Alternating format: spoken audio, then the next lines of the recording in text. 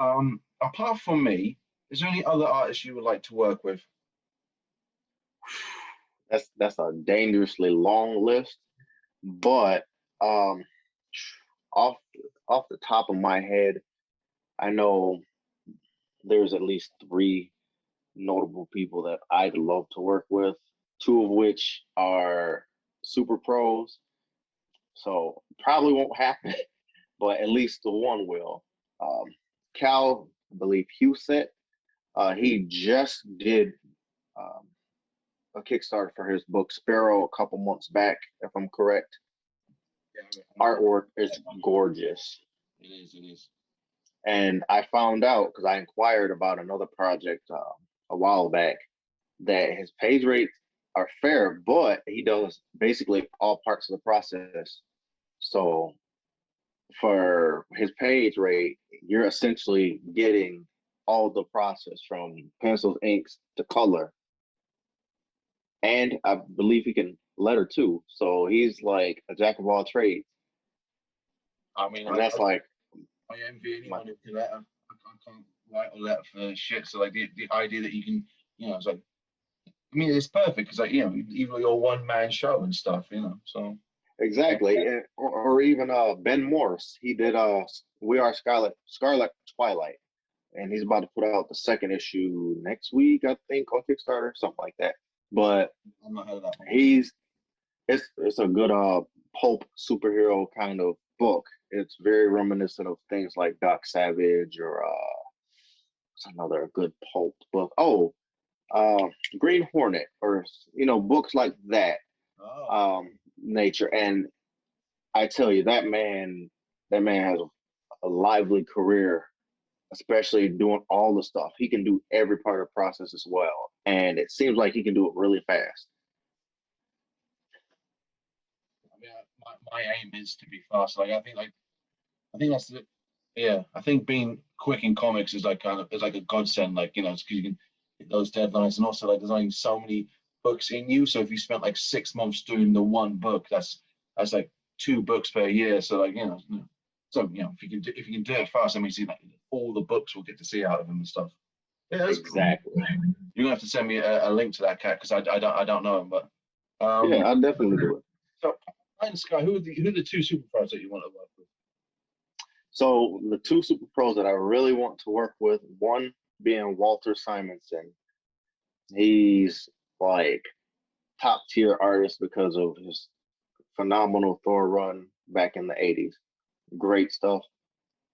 And it's like the holy grail of Thor arcs and just Stuff in it. love it. And then also I think it's kind of cliche to say him, but Todd Todd McFarlane. Excuse me, I can't talk today.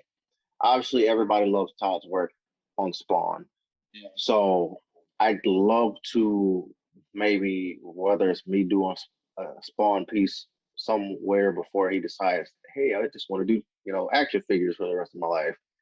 Like he can do that, but I'd like to at least get one book out of him, or even like a couple pages. I'd be happy. I mean, he's doing that Spawn universe and stuff, so it'll probably, you know, probably won't too far off it. Fuck it, if he ever watches this, I'll draw the book. You can edit it and stuff, and then that way we've all achieved a lifelong dream. Yeah. That's true.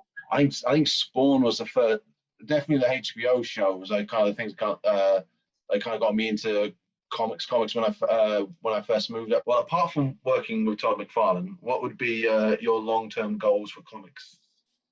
So my long-term goal for comics would preferably to just work on my original characters, but my biggest like I need to hit that goal at least once. I'd love to write Thor if it was for a one shot.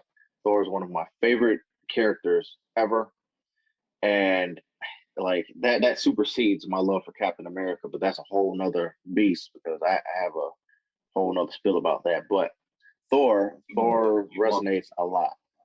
Exactly. And it's just like Thor is badass. I love all his stuff. And there's a couple bumps in the road, obviously, in his long comics history. But if I could at least do one book or 2 books or an arc or whatever, I'd be content. I wouldn't even have to do any more big 2 work after that. I just want that, and I can work on my own stuff. The only Thor book I know is the Jason Aaron one, where was it Jane who took over the mantle and stuff? Because the art was Yep.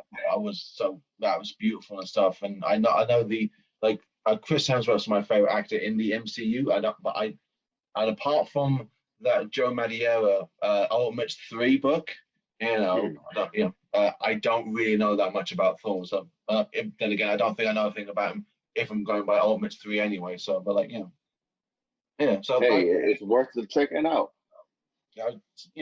But I suppose but there's I don't know something about him as a character in the comic book. There's never because I don't know something about him never clicked. I guess if you dig him, I should at least check him out because I get the Jason Aaron one was pretty cool. So it's one of my favorites. Which ones would you recommend? So right off the bat, in a trade that I can pick up, so I'm not having to. Because I know you should be able to. Oh yeah, trust me. I've read every Thor book, main Thor book at least, from the '60s up to now.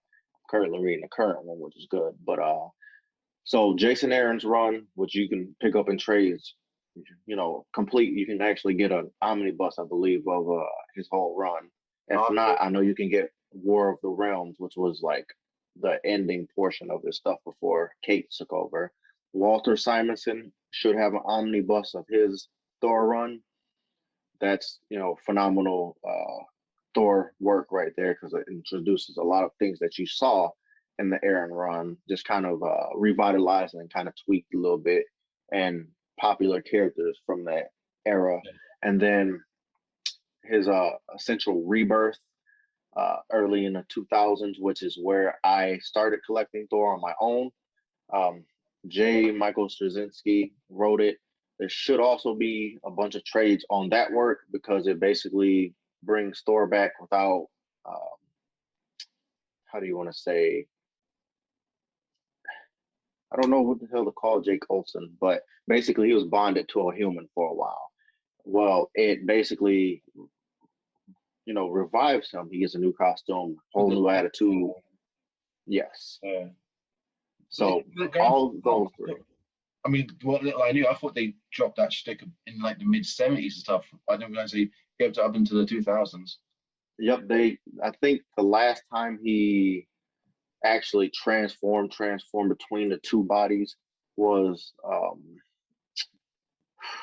late '80s, early '90s, because Dan Jurgens wrote Thor for a while when I was growing up, and then around the time that he became King Thor, he stopped transforming between the two. I don't remember why, because right before that whole Heroes Reborn and Return era garbage,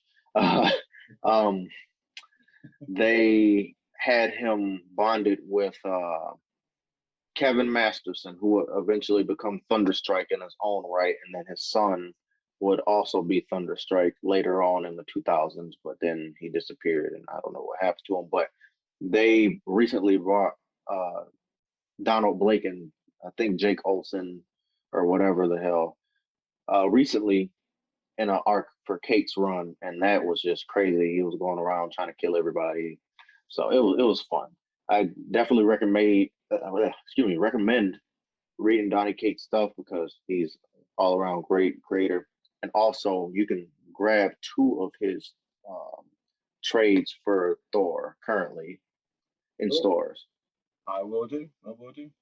Donny Cates is one of those cats I don't think I've ever actually read. I've heard a lot about him and stuff, but I don't think I've actually gone out and read any of his stuff because I think at the moment I'm trying not to buy that many like Marvel and DC stuff because I've got a lot and I'm trying to go more like an indie route because like there's so much more out there and you can just kind of get caught like these 6-page trades that are like, oh, I have to buy like another 15 of them and stuff, and I already have like so many Spider-Gwen stuff, so most definitely. Yeah, it can get you sucked in, so like which is the point really, just to take all my money, it's exactly them and Jeff Bezos is taking all my cash.